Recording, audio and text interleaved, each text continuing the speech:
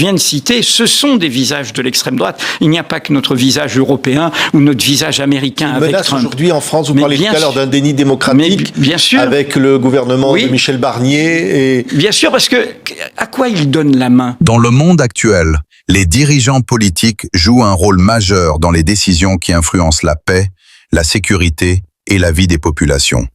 Cependant, leurs actions sont souvent interprétées différemment selon les pays, les médias ou les intérêts politiques. Le journaliste français Edoui Plenel s'est interrogé publiquement sur la manière dont la vérité est présentée au sujet de certains dirigeants internationaux, notamment Emmanuel Macron, président de la France, Vladimir Poutine, président de la Russie, et Benjamin Netanyahou, Premier ministre d'Israël. Cette réflexion pose une question importante. La vérité sur les actions des dirigeants est-elle toujours présentée de manière objective et équitable ? Il convient donc d'analyser le rôle des dirigeants, les critiques à leur égard et la place des médias dans la diffusion de l'information. Tout d'abord, les dirigeants politiques ont une grande responsabilité dans la gestion de leur pays et dans les relations internationales. Par exemple, Emmanuel Macron dirige la France et prend des décisions concernant l'économie, la sécurité et la diplomatie. De son côté, Vladimir Poutine est au centre des tensions internationales depuis la guerre entre la Russie et l'Ukraine. Quant à Benjamin Netanyahou, il est souvent associé au conflit entre Israël et les territoires palestiniens, notamment dans la région de Gaza. Ces situations montrent que les décisions des dirigeants peuvent avoir des conséquences importantes sur la stabilité mondiale. Ensuite, ces dirigeants font régulièrement l'objet de critiques venant de journalistes, d'opposants politiques et d'organisations internationales. Certains reprochent à Emmanuel Macron sa politique sociale et certaines réformes contestées. Vladimir Poutine est accusé par plusieurs pays occidentaux d'agression militaire et de violation des droits humains. De son côté, Benjamin Netanyahou est critiqué pour sa gestion du conflit israélo-palestinien et pour certaines décisions politiques internes. Ces critiques montrent que l'action des dirigeants est constamment examinée et débattue. Enfin, le rôle des médias est essentiel dans la diffusion de l'information et dans la formation de l'opinion publique. Des journalistes comme Edoui Plenel soulignent parfois que le traitement médiatique peut varier selon les contextes politiques ou les alliances internationales. Selon cette vision, certains dirigeants seraient plus critiqués que d'autres dans les médias. Cela soulève la question de l'objectivité et de la responsabilité des médias dans la recherche et la diffusion de la vérité. En conclusion, les dirigeants politiques comme Emmanuel Macron... Vous dites au fond, l'Europe est à la croisée des chemins, elle est menacée d'effondrement par ses valeurs alors que se déroule la guerre en Ukraine et la guerre en Palestine. Oui, bien sûr, c'est une adresse, c'est une interpellation et ce livre peut se lire à voix haute. J'interpelle l'Europe, ses dirigeants, sa projection politique qui est l'Occident, qui n'est pas qu'une réalité géographique, des États-Unis à l'Australie, voire à des pays comme l'Argentine. Je les interpelle à l'ombre de ces deux guerres. C'est quelque chose de terrible ce qui se passe sous nos yeux. Il y a des crimes contre l'humanité, des crimes de guerre, potentiellement, selon nombre de juristes, un crime de génocide, la destruction d'un peuple, de son quotidien, de sa vie, de ses écoles, de ses universités, de ses habitations. Oui. C'est Gaza, mais pas seulement la Cisjordanie, la Palestine. Une volonté des actuels dirigeants israéliens de détruire la Palestine. Et il n'y a pas de réaction. Les ventes d'armes continuent pour l'armée israélienne. Il n'y a pas de sanctions contre ces dirigeants, malgré toutes les demandes des juridictions internationales, les appels des Nations Unies, de toutes les agences. Vous avez vu encore, ce sont des humanitaires qui ont été tués. Les enfants ne peuvent plus rentrer à l'école. Oui. 300 humanitaires, des journalistes. Touchée, là. Des journalistes. Et là, comparaison. Il y a une autre guerre. Une guerre d'agression, une guerre d'invasion, celle de l'impérialisme russe sur notre continent contre l'Ukraine. Là, unanimité, sanctions, protestations, mobilisation, déclaration de l'ensemble des dirigeants européens. Alors, j'interroge ce double standard, ce déséquilibre. Et ce livre, en essayant de remonter à la source de ce double standard, d'où il vient, parce qu'il est tellement flagrant, tout le monde le voit. En remontant à sa source, j'interpelle l'Europe parce que je pense que c'est là où nous courons à notre perte. Le monde le voit. que nous piétinons les valeurs que nous proclamons. Le monde voit que nous sommes hypocrites. Le monde voit que nous pratiquons un double langage. Et du coup, le monde ne nous croit plus. Le monde ne nous considère plus. Le monde ne nous respecte plus. Soutenir Netanyahou, c'est le plus beau cadeau que l'on peut faire à M. Poutine. Ils ont le même but de guerre. Vous dites qu'il y a un parallèle, vous faites le parallèle entre les deux? Bien sûr, entre Poutine et le refus Netanyahou. du droit international. Qu'est-ce que c'est que le droit international? C'est la projection du principe d'égalité des droits à l'échelle du monde. Il n'y a pas de nation supérieure à une autre. Il n'y a pas de civilisation supérieure à une autre. Il n'y a pas de peuple supérieur à un autre. Et il y a des droits qui s'imposent au-dessus de nous. Le droit de l'enfance, le droit à la santé, le droit de ne pas agresser, le droit de résister si on est agressé.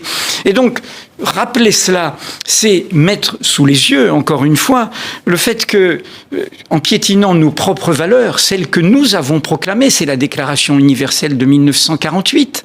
L'année même où nous reconnaissons l'État d'Israël, sa légitimité à partir du foyer national juif et du mouvement sioniste. Mais du coup, on ne se débarrasse pas de notre propre crime en laissant perdurer une injustice. Nous avons reconnu l'État d'Israël parce que nous avons compris que les logiques de puissance, de domination, de civilisation supérieure, d'inégalité naturelle produisent des montagnes de cadavres. Le génocide, le crime contre les Juifs d'Europe. Et donc cette faute, nous l'avons réparée en disant les Juifs ont le droit d'avoir un État où ils sont en paix. C'est aujourd'hui l'État où ils sont le moins en paix. Pourquoi ? Parce que, en même temps que nous essayons de réparer cette injustice, ce crime, nous le mettions sur le dos d'un autre peuple, les Palestiniens. 80% des Palestiniens mis dehors au moment de la Nakba en 48. Et puis la suite, 1967, le Grand Israël, la colonisation. Et la colonisation est toujours une perdition. Elle finit en extermination. Et donc, aujourd'hui, nous avons sous les yeux le fait que nous rentrons à nouveau dans un cycle terrible où nous recommettons les mêmes erreurs. Nous avons compris dans la douleur que coloniser un peuple, vouloir lui prendre sa terre, détruire sa culture est un crime et finit par nous barbariser nous-mêmes. Et nous laissons ceci se commettre aujourd'hui, alors que nous voulons empêcher Poutine de le commettre en Ukraine, contre le peuple ukrainien. Et non seulement nous le laissons se faire, mais je le dis dans le livre, du coup ça contamine tout. Dans la même année où nous avons la Palestine, et nous avons l'Ukraine, et nous avons le retour des impérialismes, du refus de l'égalité naturelle, du refus de l'égalité des droits, nous-mêmes, nous revenons à la case départ, celle du colonialisme. Il faut un mot pour la Nouvelle-Calédonie, pour la Kanaki, cette terre de souffrance, cette terre de dignité. Nous avons cette présidence actuelle, Monsieur Macron, a fait tomber tout l'édifice patiemment construit de dialogue, de reconnaissance, de précaution. Il a remis en route la machine infernale du colonialisme. Qu'est-ce que ça donne ? La présidente de la région Sud, Madame Backès, en Nouvelle-Calédonie, qui a été secrétaire d'État à la citoyenneté, qu'a-t-elle dit ? Elle a dit on ne peut plus vivre ensemble. Et elle a fait l'éloge de l'apartheid. Elle a fait l'éloge de la séparation. Apartheid, c'est un mot qui vient y compris du français à part. Les Kanaks chez eux et nous, les autres qui ne seraient pas... Qu'est-ce que c'est ?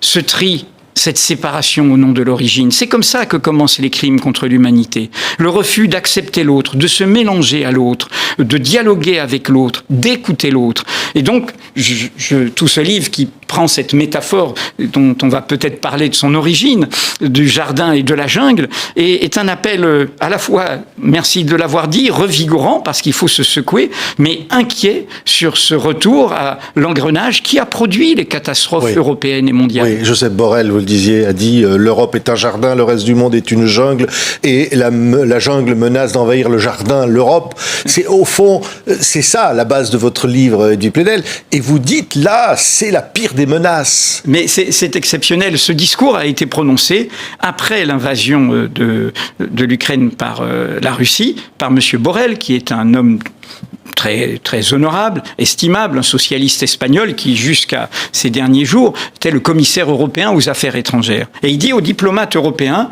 L'Europe est un jardin, tout fonctionne, un joli petit jardin, et puis le reste du monde est la jungle risque d'envahir le jardin. Mais comme il est un honnête homme, il dit on ne va pas construire des murs, il faut que les jardiniers européens se projettent dans la jungle.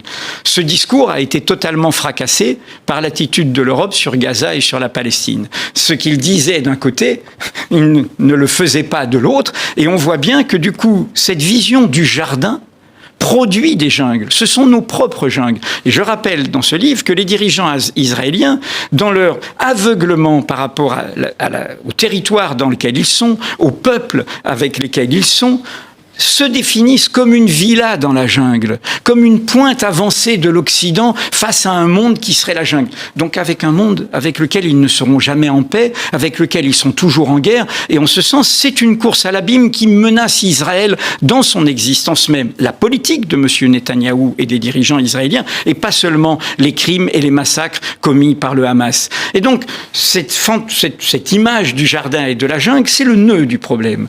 C'est comment nous, l'Europe, l'Occident, les États-Unis d'Amérique, nous nous voyons comme le camp du bien, du juste, du vrai, par rapport à un reste du monde qui serait le monde barbare. Et je convoque beaucoup de nos anciens compatriotes, car il y a eu un retour à l'envoyeur. Édouard Glissant, il n'est plus de ce monde. Frantz Fanon, oui. Aimé Césaire, de Mon-Île, la Martinique, qui nous rappellent combien ce discours-là est celui qui produit la catastrophe. Et qui rappelle parfois d'ailleurs le nazisme, ce que dit Aimé Césaire, par exemple. D'ailleurs, vous avez le film La zone de silence, dont vous parlez aussi dans le livre. La zone d'intérêt. Vladimir Poutine et Benjamin Netanyahou occupent une place centrale dans les affaires internationales et leurs décisions suscitent souvent des débats et des critiques. La réflexion soulevée par Edoui Plenel rappelle l'importance d'une information équilibrée et transparente. Pour comprendre les enjeux politiques mondiaux, il est essentiel que les citoyens aient accès à des informations fiables et qu'ils développent un esprit critique face aux différentes sources d'informations.